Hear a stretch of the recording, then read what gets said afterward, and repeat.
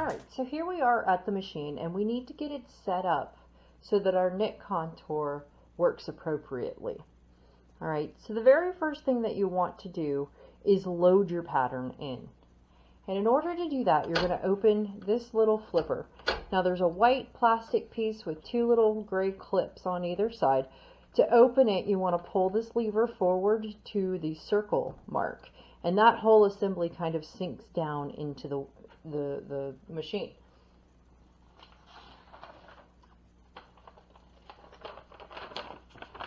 Now, my pattern is obviously not a normal machine knitting pattern, so I'm going to have to be very careful that I get this lined up appropriately. If you're using a standard knit contour pattern, you have that center line on both sides to help you get all lined up before you tighten everything down. But you're going to feed it. If you're using the knit contour pattern, it has an arrow going down so that you know which way you're feeding it. And you're just going to push this all the way through until the other side comes out. Bring both of your sides together and get them aligned. And use those hash marks, those lines, to help you do this. Now, you're probably going to have some wiggle room in here. Mine never goes straight for the entirety of a pattern. It just doesn't. You're going to skew a little bit side to side as this feeds through. And if you're lucky that that doesn't happen, then wonderful. But be aware that it has the potential to do that so that you can keep an eye on your pattern as it goes through. Now, I already pulled out my scale based on my swatch and how many stitches I had inside of 10 centimeters. So I'm going to go ahead and pop that in. And that goes in those little gray clips. Okay, now you can slide this quite a bit from left to right to get your zero to line up on the left hand line. Now I'm not going to do that yet until I've got all of this in position. So the order in which you do the next two things doesn't really matter so long as you do both of them. So the first thing that I'm going to do is back my pattern up by using this center knob. You know what, let's go over the knobs real quick. The very first one has a 30 over here and a 120 over there. This is for changing this dial right here. This dial depicts your row count. This is for moving your pattern forwards and back. So if you want to go forwards, you go towards the F on the right, and if you want to go backwards, you go towards the R, or reverse, on the left. So I'm going to reverse this guy until it's in the appropriate place, which is all the way back at the beginning for my size, which would be, I'm doing the small size, it's right there. And what you want is your first row to be lined up right above your scale. Now, this final dial over here has 3 markings. The one on the far left says 61 through 120. This one says 30 through 60, and then there's a triangle. So before we perform the next operation, and any time you try to move this dial, you need to move, anytime you need to move this dial, you want to put this on the triangle. And what that does is it unlocks this dial right here. Now, I'm not going to try and zoom in and get this all focused because my camera will not do it. There are 2 rows of numbers, one on top, one on bottom, and at the very top there is a row of hash marks that you line up with the number in question. If you are between 61 and 120 stitches, or 120 rows per 10 centimeters, you will be using the bottom row of numbers. If you are between 30 and 60, you will be using the top row of numbers. So you move this dial to get yourself to the right spot. Now my row count is 50. So I'm going to put this on 50. And then I'm going to go back to this dial that I said it was very important to put to the triangle. And now we have to tell the machine which row of numbers we're using, whether we're using the top or the bottom. My number is 50, so that falls between 30 and 60. So we spin the dial around until we're at 30 and 60. Now what that does is that tells the machine how fast to advance your pattern page. There will be times at certain gauges where your pattern page does not move every time you pass the carriage over your flipper. Now this one, at this particular gauge, will. But if I take this up to 60 to 120, which is 100 rows per 10 centimeters, it's not going to move when I go from right to left, only when I go from left to right. So set that back to 30 to 60, and because I've played with it, wrong dial. Because I've played with it, I need to reverse my pattern again. Now when you're looking at the numbers on your scales, I mentioned that this tells you how many stitches to cast on. This particular scale only goes to 12, and what that means, every number represents 10 needles. So if you're casting on from 0 to 1, you're casting on 10 stitches. 0 to 2 is 20, 0 to 3 is 30, and so on and so forth. And they've made this even easier by giving you a halfway mark for your 5s. So if you're at 5 and that halfway mark, you're at 55. Every hash mark in between represents 1 needle. So if you're at 100 needles, you're sitting at 10. And as you start to decrease, it'll go down from there. The important thing to pay attention to is where your line falls on your scale. Wherever that line is, that's how many stitches you should have on either side of 0. Remember that you have to mirror image these patterns. So while I only see what would effectively be the right-hand side of this on this side of the needle bed, I need to do the exact same things on the other side. All right, so the good news is that the paste works. It feeds, it tracks, it does exactly what it's supposed to do. The bad news is that your leading edges on some of the pages may curl a bit if they get caught in the machine. So they may require a little extra love or an extra helping of glue. Now as far as glue goes, I used a school paste stick. Just one of those glue sticks, and yeah, I used the Elmer's purple stuff so that I knew that when it was dry. I kind of relived my my kindergarten days for a second there.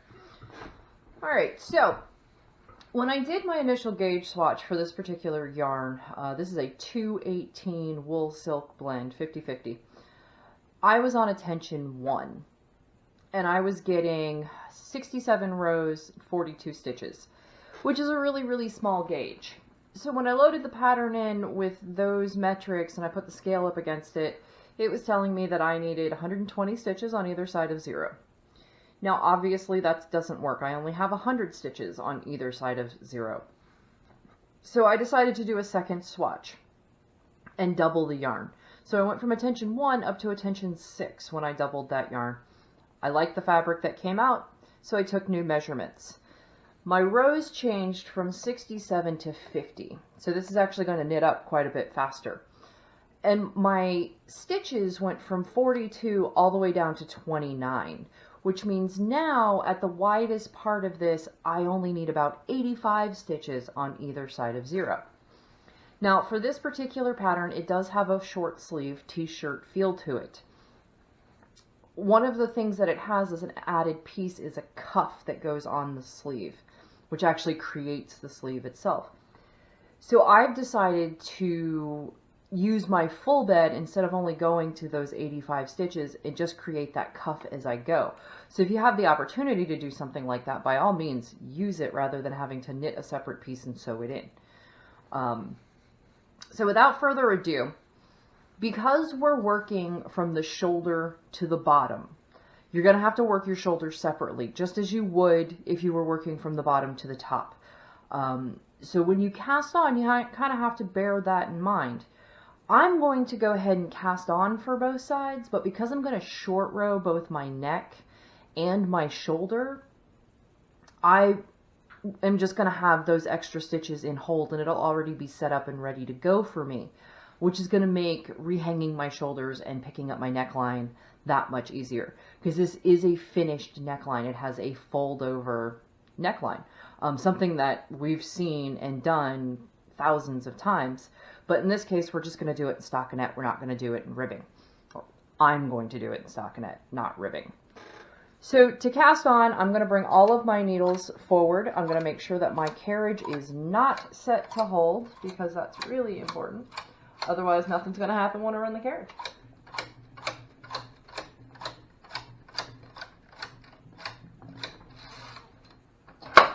All right. Now I've just got some white wool here. It's just a weaving wool. It's not very good for garments because it's a little bit rougher, but when the weaving project's done, I've always got about a half a comb left, and it's great for waste yarn for me.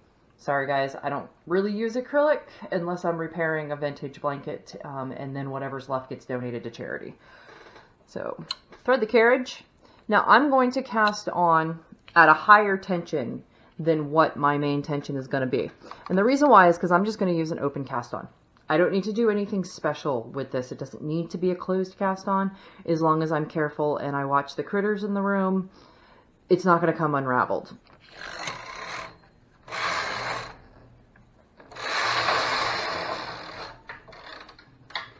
And I do it at a higher tension because this is that automatic cast on.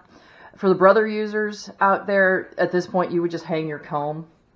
But for those of us without brothers, we don't have one of those. And you don't really need it. If you struggle with your comb, don't worry. You don't have to use it. It's not a requirement. So down here, I've just got a ball of crochet cotton. This is what I use for ravel cord. It's cheap. You get a lot of it on a ball. This is a size 20. You can use a size 10. You just want to, if you're using a larger size cord, you probably want to bump your tension even more. These first couple of rows need to be very loose, otherwise you can't get this out. So I'm going to just lay that across. Make sure my weaving brushes are down because it does help on this. And then I'm going to knit about 4 rows. And you can kind of see I've got some tension on this here. And I'm just going to pinch it right here in the middle. Whoops, I lost my tension. I've been having some odd problems with my tension mast this week, so bear with me. It's been doing funny things. I'm really hoping I dropped that end. And because I had no tension when I started, I dropped my end stitches. And that's okay, I can fix that. I'll show you how. I don't have a set of scissors over here. Okay, no problem. So what I'm going to do is I'm just going to remove this waste yarn, or this ravel cord, all the way down to where that loop is. And I'm just going to do it again. So I'll just knit a row.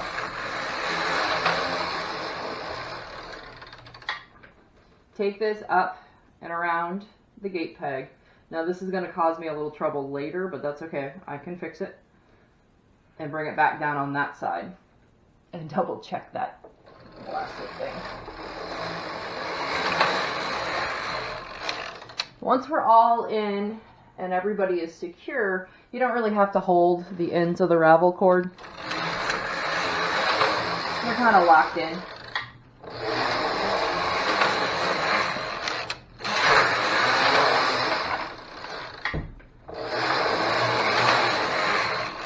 All right, I got about, how many rows do I have there? I got about 5 or 6 rows there.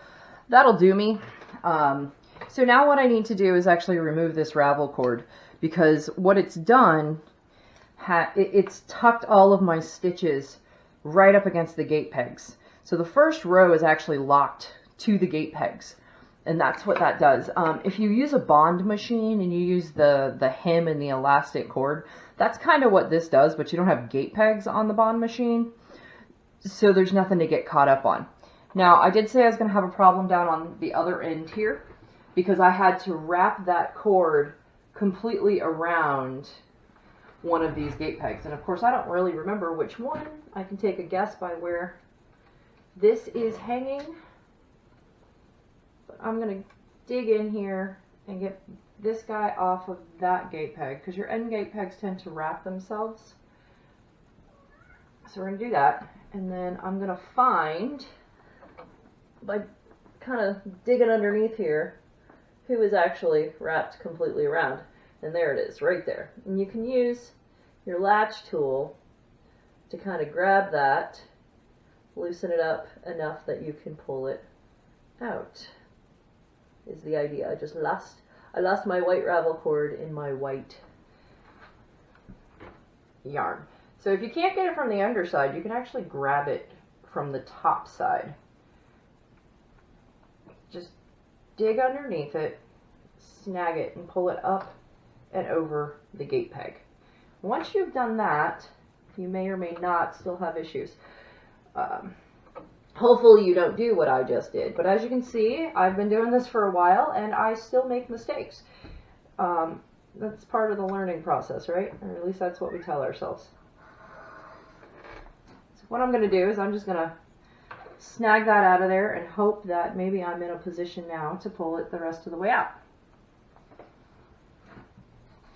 There we go.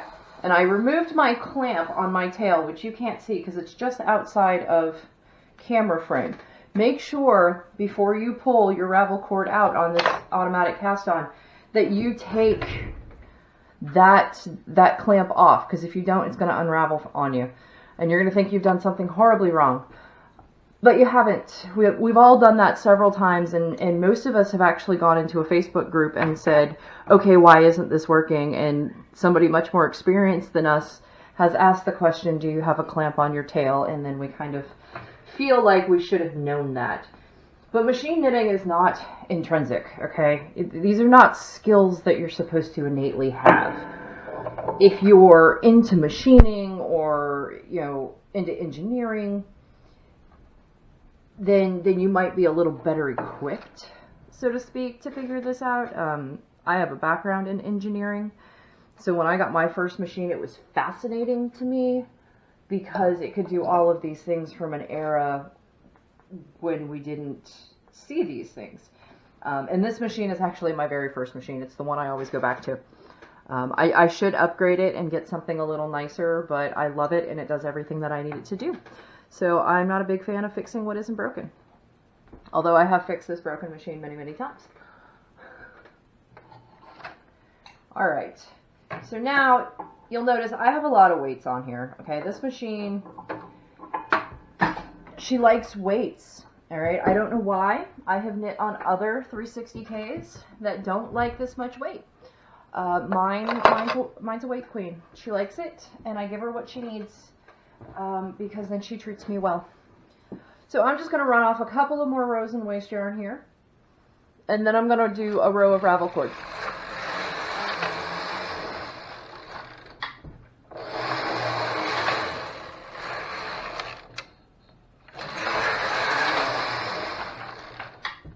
That gives me enough header. I'm going to break this, and I'm actually going to completely remove it from the machine because my tension mast is backwards. My yarn separator is on the front. For whatever reason, I've never been able to get this one to turn around. So that's where she stays.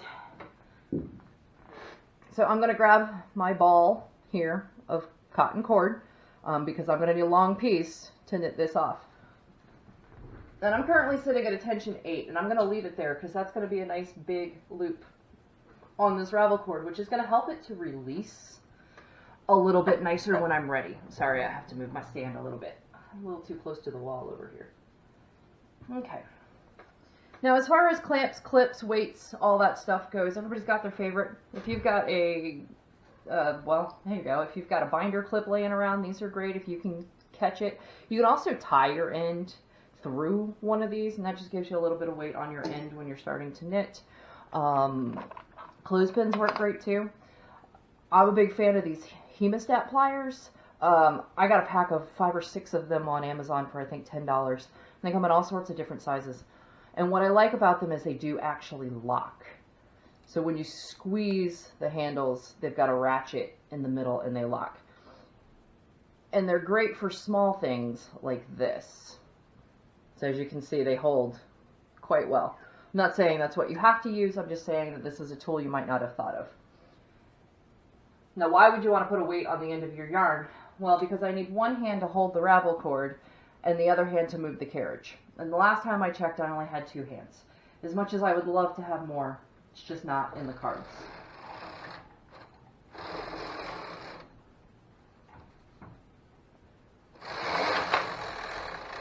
All the way down past the end needle. Break that, get it out of the way. Now I'm going to put a weight or a clip on the other side as well, because your edge stitches tend to get a little funky if they're not weighted in some way, and especially when you just have a bit of loopy cord to play with. And I've gotten myself stuck in my river. There we go. And because I have 2 tails on this other end, I'm actually going to grab both tails and stick them in the clip. Now I need to reset my pattern here because, well, it's advanced as I've been going. So I'm just going to back that up. Now this tells me that my very first stitch is number 31, and that's the only stitch that I have. All right, so from 31, that one needs to stay in work. So from 30 all the way down to the other side to 100, I'm going to put those in hold.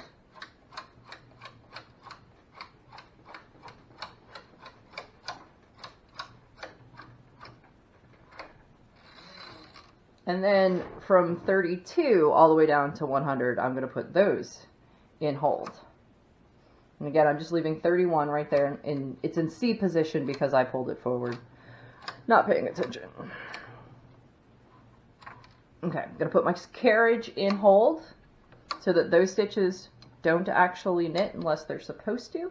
My weights are going to become inconsequential very fast. I'm going to leave them for now and then shift them as I need to. All right. So now I need to thread my carriage, and I need to reset my tension because I was knitting at a tension 8 for everything. I want to go back down to that tension 6, which is my main tension. There we go. And then my yarn is already threaded up. So as you can see, I have 2 strands of yarn here, and I don't have them twisting or anything because they're the same. If they were different yarns, I might twist them, but it's just not worth it in this case. So thread the carriage up and bring it down.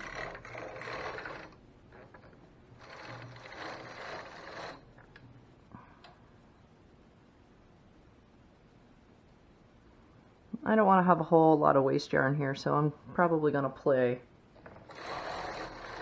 with what knits and what doesn't. And it didn't pick up the second strand because of what I did. And that's okay. I can actually fix that. So I'm going to unknit that stitch and then reknit that stitch. All right, you, come on. Thank you. There we go. Because I only have 1 stitch here, I don't want to, I don't want to put a weight on this just yet, but I do want to wrap this needle.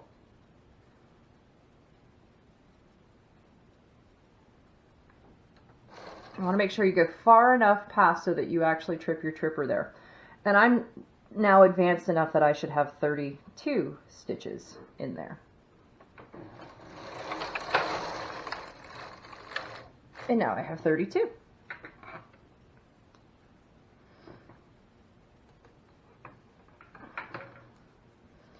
And now I have 33. So I'm actually going to bring this stitch back, but I'm going to bring the yarn underneath it as if I were wrapping it, so that it will actually knit and not do anything funny. And at the same time, I have got to watch the other side because my neckline is starting at the same time. So row 30, or sorry, stitch number 30, needle number 30 is now going to be in play. So again, I'm going to bring it under, and then I'm going to go down here, and I'm up to 35 stitches here. So it's happening fairly quickly, as you can see. So there's 35, and now I'm up to 36 here.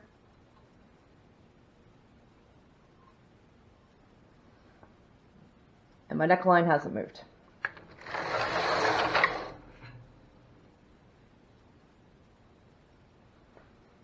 Still hasn't moved.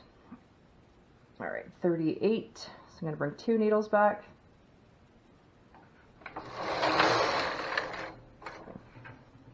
And then 40. Now this one's going to be a little bit trickier because I'm bringing 2 stitches back. So what I'm actually going to do is bring the yarn underneath those 2 stitches and then move them back. And I'm going to check the other side there, and I've got 29 is now in play.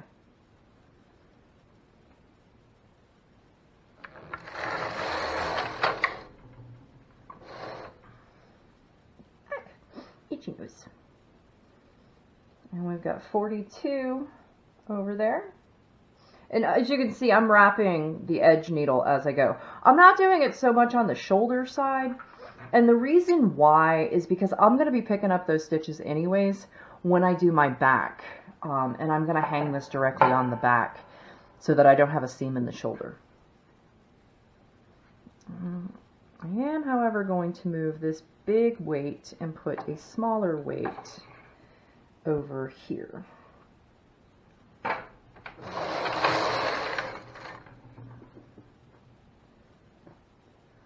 Alright, so now we're at 44. So again, we've got 2 stitches that we're bringing back into play, so make sure that yarn is underneath those needles, not on top. Otherwise, you're going to end up with like an I-cord effect, and it's going to be a little funky, and we don't want funky.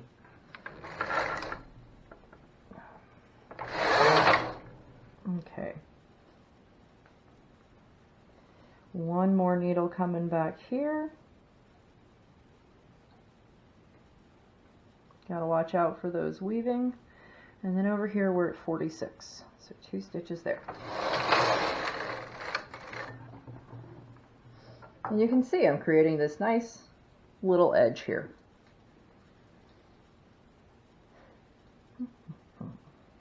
Okay.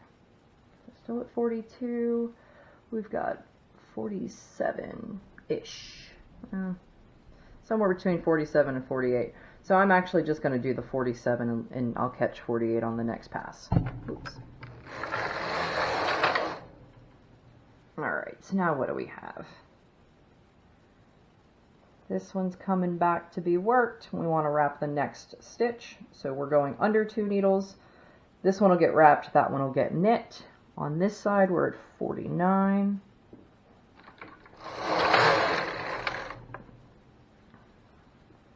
And now we're at 51.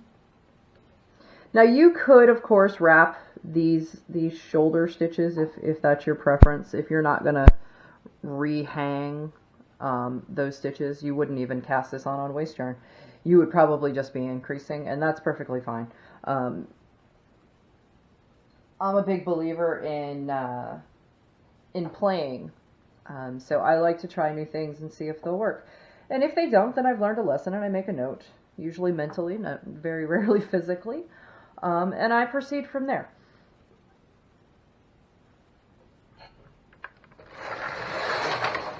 All right, let's see. We are not quite at the point of bringing another needle back into work on the neckline. This is a real scoopy neckline. I may, in fact, just go ahead and do that.